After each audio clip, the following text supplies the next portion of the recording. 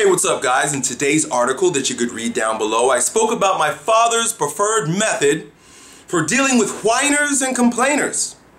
In the article, I give his philosophy on how problems are only problems if you say they're problems, and in today's video, I'm going to talk about 3 seeming problems as well as a magic wand that you could wave over them in order to instantly dissolve any problems you think you have. But before we begin, I'm going to talk about 3 types of problems that I often hear from my friends, family, fans, and people who send me emails wanting some sort of resolution to their issue. The first type of problem is purposeless discontent.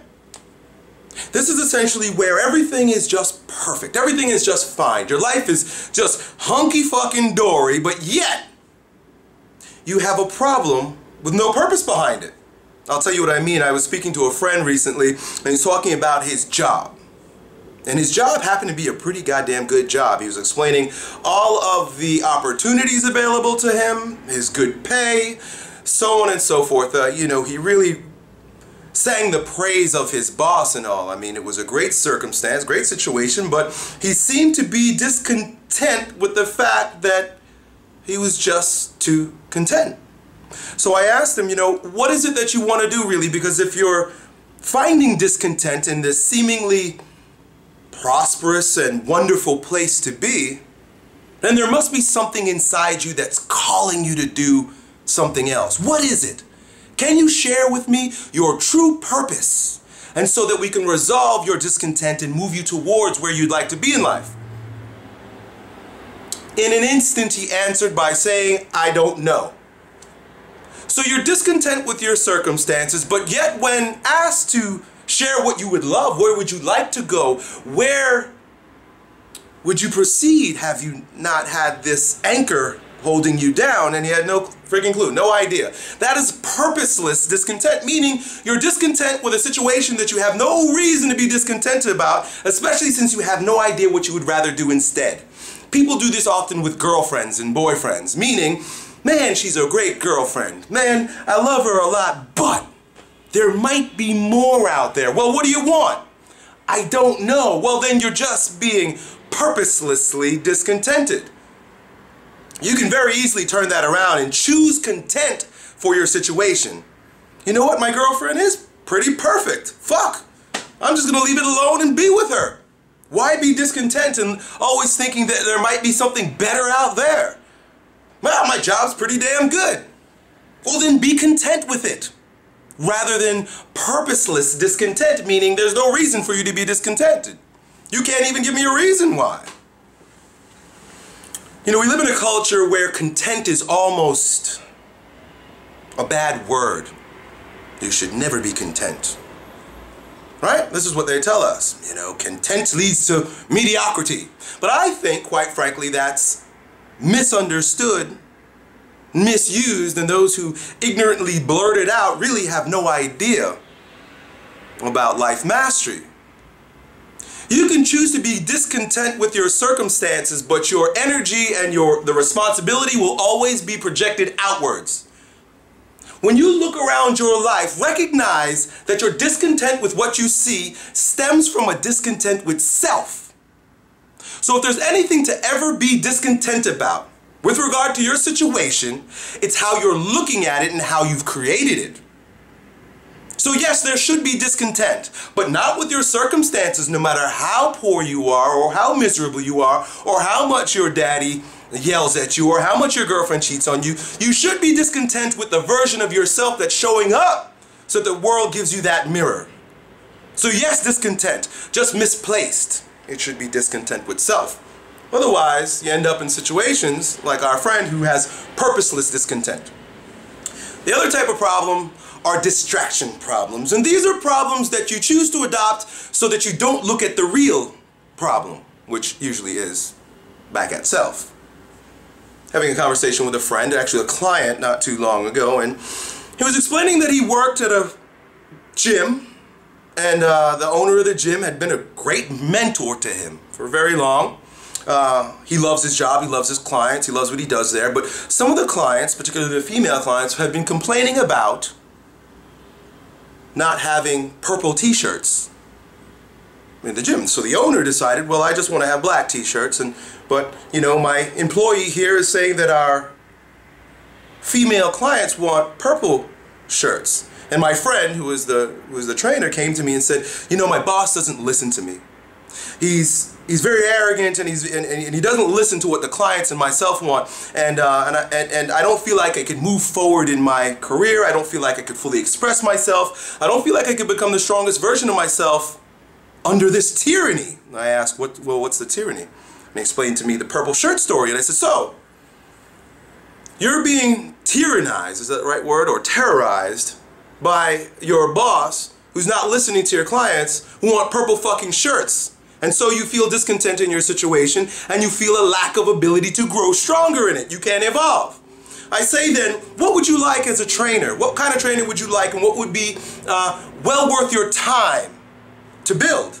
And he said, I'd really love to give workshops. I'd really love to teach seminars. I'd really like to lecture to the clients at the gym. So I explained to him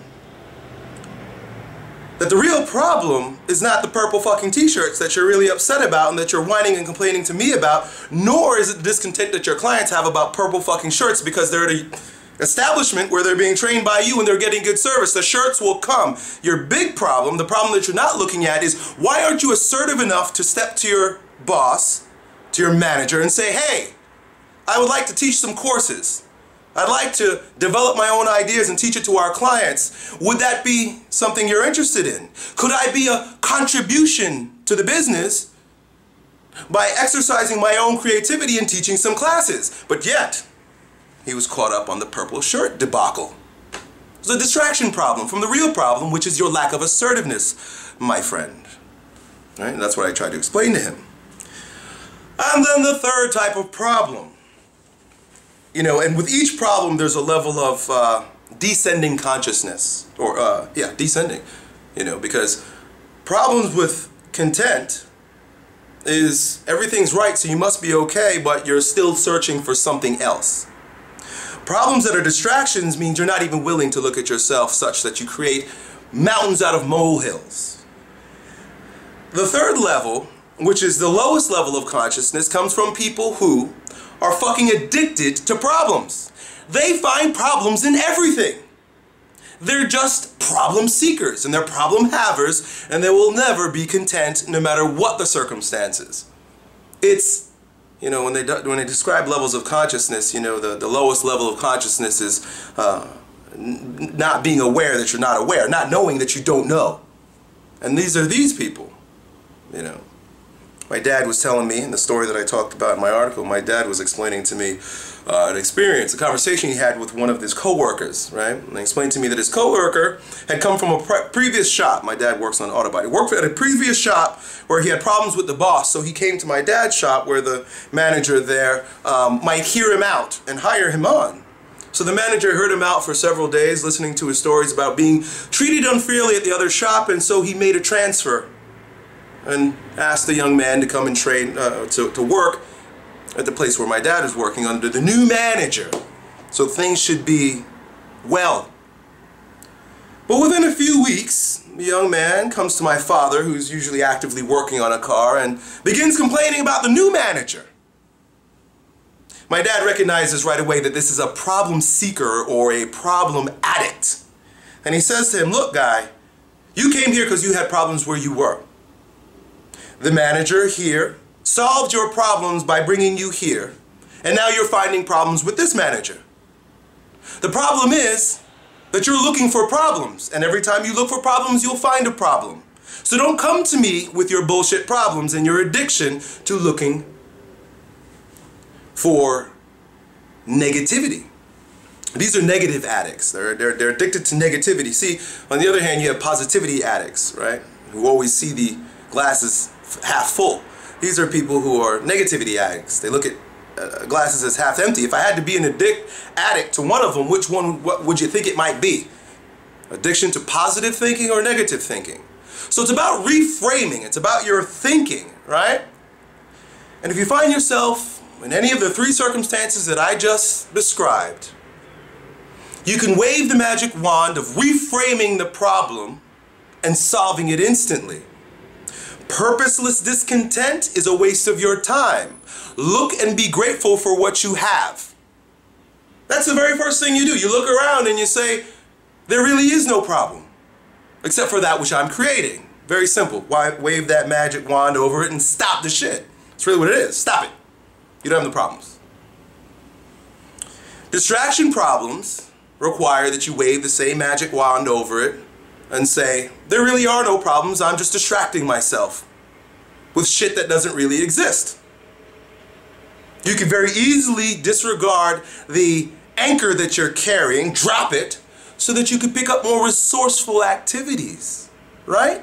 Forget the purple shirts, teach some courses. And then finally, problem addicts, it's a level of consciousness, and it's not as easy to resolve. But if everywhere you go there's a problem, then start thinking that it might be you. That's a hard pill to swallow for a lot of people who have victim mentality. But if you find that you cannot find content, if everywhere you go stinks, then maybe you need to take a fucking bath. Done.